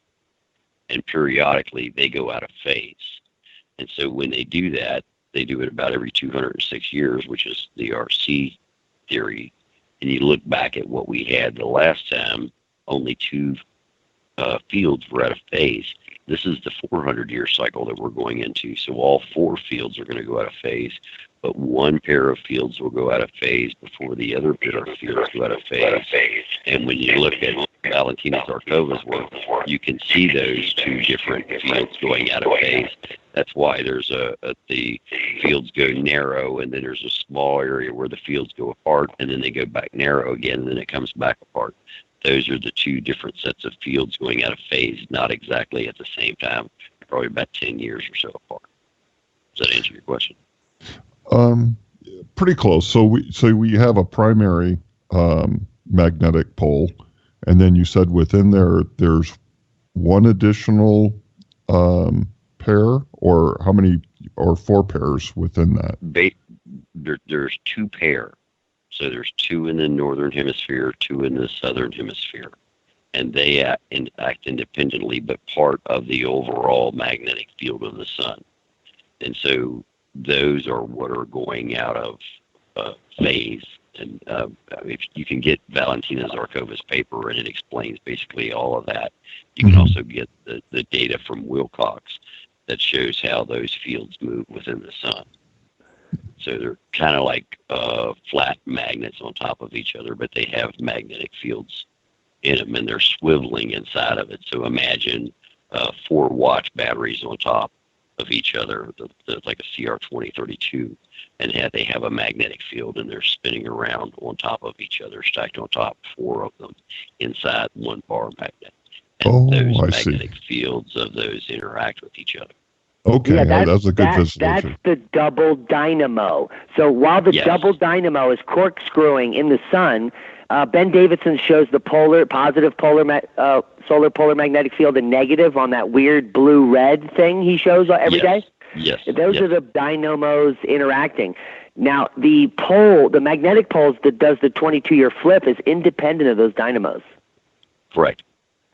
And a similar thing is happening on the Earth, which many of our listeners don't understand. The rotational pole of the Earth is what wobbles on the precessional cycle. The 26,000-year wobble is the top. That is the pole of the Earth, the rotational pole. So when people email me and say, can you tell me more about the pole flip, I know that they have no idea what's going on, and they watch the wrong YouTube channels. Because the pole is not flipping. The pole wobbles, and we've been wobbling on this top for hundreds of millions of years. It varies slightly, but the rotational pole of the Earth has been north and south forever in the same position, wobbling like a top. It's the magnetic field. Those poles are shifting, and they flip regularly, 11,000, 70,000, 100,000 year scales. And they move around at about a 10 to 2,000 year scale, periodically moving around. They migrate. So the magnetic fields of Earth are completely independent of the pole, and the pole is not shifting. Right. Does anyone else believe that? In addition to that, you also have the magnetosphere of the Earth, which is the Earth's electromagnetic field, of which is what is energized. It gives you the aurora borealis, and that is a separate magnetic field from that of the Earth's magnetic field as far as its poles. So that's the other. The magnetosphere would be the equivalent of the double dynamos in the sun. Exactly. Yeah. Does that clear it up, Scott? Yeah, definitely. Yeah, that's very good. That was a good visualization. The watch batteries, I totally, visualize that. But yeah, so I guess the thing that just kind of blows me away, the reality check of this, last half hour has been, geez, oh Pete, I thought I needed to get some extra batteries and learn how to grow some food, but for Pete's sake, you're talking about a very high probability of where this is going. Yeah, the weather's going to really, it's going to really be bad not this winter, but the following winter will be very bad. But you're talking about anywhere, 9 years possibly, if taking the average, but maybe even as early as 6 years from now, that the state of the sun will drop down into that bad fluorescent bulb mode, and that's it, Well, and for 100,000 years. I think you'll see it, and I think that if you look at a fluorescent bulb as it changes its pressure, you'll start to see little rings moving back and forth towards the ends of the light, and that is the pressure changing inside that bulb, and so that's changing how the plasma reacts. And so as the plasma pressure inside the sun decreases, we're going to see some reactions like that. So you'll see, I think, variations in the level of the TSI. You'll start seeing more dramatic swings in that. You'll see changes in the UV, the extreme UV that's coming off. And I think there will be some really strange and wild magnetic field changes in the sun, not only because of the weakening part of it, but as far as when the magnetic fields go 180 degrees out of phase from each other and they start to cancel each other out. Anybody that's taken two magnets of the same pole, trying to shove them together, they feel how those magnets fight in their hand as they try to shove them together. The magnetic fields in the sun are going to do the exact same thing. And as those magnetic fields, if you study how magnetic fields interact and how they twist and turn, in doing that. And when I was a child, I was obsessed with that. I had magnets and iron filings, and for hours I would sit out there and play with magnets and see how they were influenced in those iron filings. And so I can kind of see that in my mind as these fields interact with each other. And so that is where we will get these Carrington-type events and massive CMEs, and like the one that we saw that had the shock wave that went all the way across the face of the sun, the giant tsunami from the X-47, I believe is what they said it was. And by the way, it only takes the Carrington event was only an X-27. And if you look at how X-class flares are calculated, an X-27 is way, way, way smaller than an X-47. And so, had we been on that side of the sun when we had that, it wouldn't matter what the sun did after that. We would already be living in 1849. There would be very, very, very few populations still functioning other than tribes. It's 20. That would be 20 to the 20th power. It would be the Carrington event to the 20th power. Are you listening? Yeah. Yeah, so Scott, and that's not it. That's not all we have to look forward to. So here's the progression. As the next two winters in the Northern Hemisphere are going to get progressively worse, more heavy snows, the summers are going to be worse, flooding events with increased cosmic rays. It may wane off at 2021, but not by much. And as the sun is continuing to shut down, so is our Earth's magnetosphere.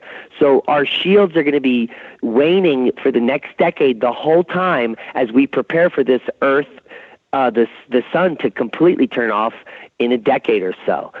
So all of these are separate events culminating simultaneously, as well as Lee said, the double dynamo is going out of phase, all four of them, within the next two cycles. So it's anyone's guess how it will transpire. First the weather gets worse, then the food supplies go short, then the sun shuts down, and it just gets worse and worse.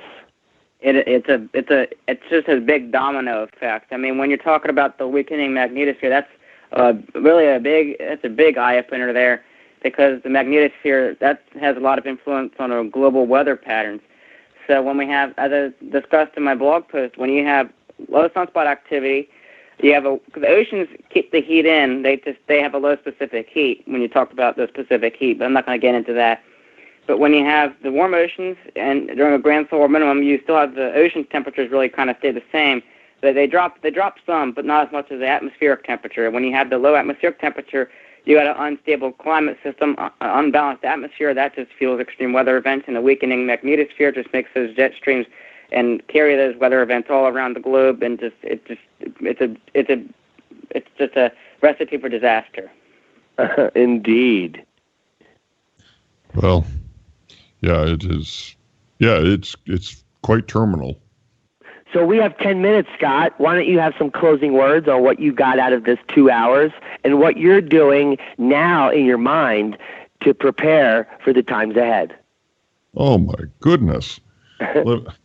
Well, just every time we have these discussions, I just get, like you said, 10 to the 20th power I exponentially go, oh, I better go back through what I was thinking and make some more adjustments, So now we're talking about 5 degrees either side of the equator, if you want to have any heat whatsoever. I guess my first question to you guys would be, let's say that, you were planning your source of electricity was going to be solar. What percentage of the of the radiation coming from what's left of this lower state, if we're at 100% right now for my solar panels I have out front, and you'll say I have, you'd be at 30, so you'd need, you would need 3 times as many. 3 times as many panels to get the same. Okay, so. Preferred methods of transportation or energy would be wind and hydro.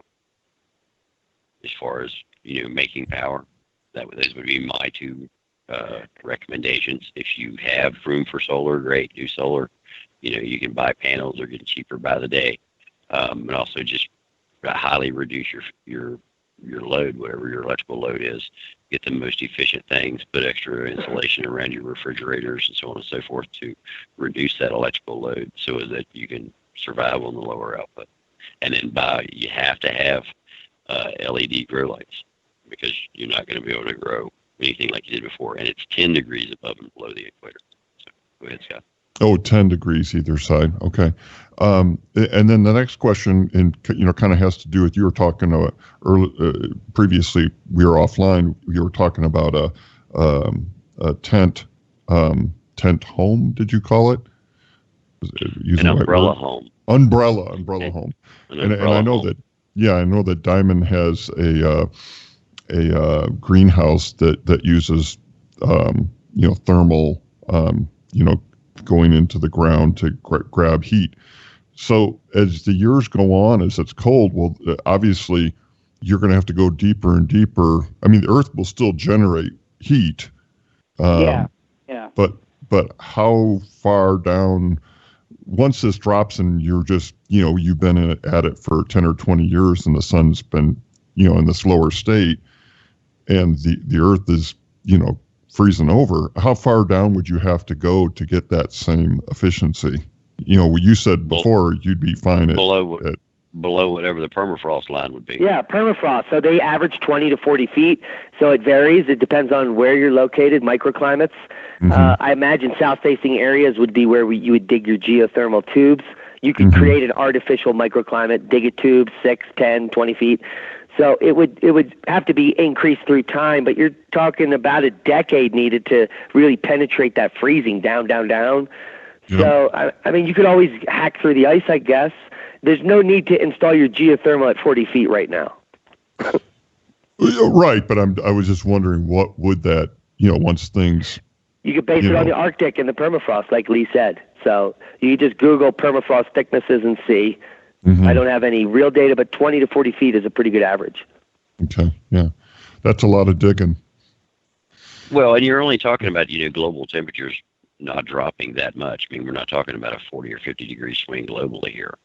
No, the most ever during max glaciation is 14 C colder than now. The average is 9 C. So everything, all seasons will be 9 degrees C cooler, which means there's still summer. It's not 90, it's 80. Right, and you got some crazy temperature swings. Yeah, you won't be able to grow food because it'll go down to 30 at night, Right. The common misconception, a lot of things is, these people, they're telling us, it's going to be like, it's going to always be frozen over. Well, you still, as Diamond said, you still have summer. So there will be occasional days down maybe in Florida where you still get 90-degree temperatures maybe for a day or so. But most of the time, temperatures will be still on average about 9, maybe 8, 7 degrees cooler than normal, depending on the latitude. As you get closer to the equator, it gets less. But as you get to the poles, it gets, you got less solar radiation going there. Temperature drop's going to be much larger. I guess that's, I totally believe the record, but just logically, it kind of doesn't make sense that you would lose 70% of your energy coming from the sun, and you would only affect over a long period of time, that you would only affect it, 9 degrees C. The Earth seems is like you would most be- of the 70 temperature. The Earth. Yeah, 70% of the energy of the heat on the planet comes from the Earth itself without the sun, just because of our And there's lots and the of energy flowing through that it. drive the climate system. You got the oceans, you got volcanoes, which would make the temperature colder if the volcanoes are erupting, especially at mid-latitude. Yeah, so the Earth is a big, giant piece of thermal mass, Scott, and that's why we stay alive through ice ages, because of the geothermal energy, because we retreat back into caves where it's above freezing, where you can live. It's not because we were stupid hunter-gatherers. It's because that was the smartest place to go. Yep. The only place to go. Or the people that happen to wander deep down survived, not knowing exactly why they survived. Hey, where'd everybody go? Well, if you look, I mean, even in the Middle East, they have ancient cities where, they were able to keep, thousands of people underground. And their heat would keep that. I mean, they had their animals, cooking, water, and everything underground in those cities. So, that's, you can look that up and see those ancient underground cities, and they're huge. And, that's how they survived, and that's how people in the future will survive when, the planet goes into this glaciation period. Yeah, you got to think outside of the box. Human fecal matter, animal poop, it's all a heat source. If you can put it into a poop battery, you can heat an underground city. And I'm sure ancient man was doing it. We know very little about our ancient history. If you really want to be a woke individual, you have to start from the beginning. Everything you learned in school is nonsense for the most part. Over 80%. And over 80% of the population believes it, which is really unfortunate because of the paradigm shift that we're entering in this new climate reality. And it's the grand solar minimum followed by a glacial period. And in between, we have a waning magnetosphere and a magnetic pole shift that's occurring at the same time, which is going to add insult to injury to these climate effects. And which is why we have this radio show, so you can get the facts, the scientific facts. You can get the opinion of the public. We had a great opinion tonight from Chris Martz, the climate guy, IceAge2050, who's all over the interwebs. He's got a blog. Chris, thanks for coming on the show tonight. We're about to end up there. Yeah, anything you want to say? I'd like to say thank you for having me. It was a wonderful opportunity and to have everybody listen to this and get the word out. I look forward to being back if you want me back. Absolutely, you were very impressive, guys. What do you think about Chris? Oh yeah, absolutely. All I can say is, yeah, absolutely. Just study hard and look at all the different subjects and all the different disciplines and the sciences that are involved. Because if you want to understand what is going on, you have to look at what the science is telling you. And it doesn't matter what the theory is. If the experiment says otherwise or proves otherwise, the theory is wrong. Amen. So, it's all about the fact. Right. So just, look at all the different theories, look at all the different sciences, study sunspots, study magnetic umbrals, helioseismology, the plasma physics of it, and particle physics and what they've done at CERN, Valentina Zarkova, and Svensmark. And all of those guys will give you everything that you need to have a very, very good basis of what's going on in our solar system. And I think you're doing a great job so far. Thank you very much. What I would finish with that is make sure you get all of that information in printed form, because you're going to need to finish your research without your computer maybe. Thank you guys all for joining us. This has been an amazing show. If you want to check out Chris Martz on the interwebs, he's on YouTube at IceAge2050, the Climate Guy. He also has a Twitter at IceAge2050, and his website is IceAge2050.com. Go check him out. Let's blow up his YouTube and make his week. Lee Wheelbarger is on Twitter at Lee Wheelbarger. And you can find us at the Oppenheimer Ranch Project on YouTube, Oppenheimer Ranch Project on Facebook. We also run the Solar Shutdown page on Facebook and the Plasma Geology page. All the links will be below this video, as well as links to our ebook, Abundant Harvest. And I just got off the phone with Bill Porter, and we're developing an off-grid solar grow cart that we're going to run through an Indiegogo. It has a wind turbine that he is researching right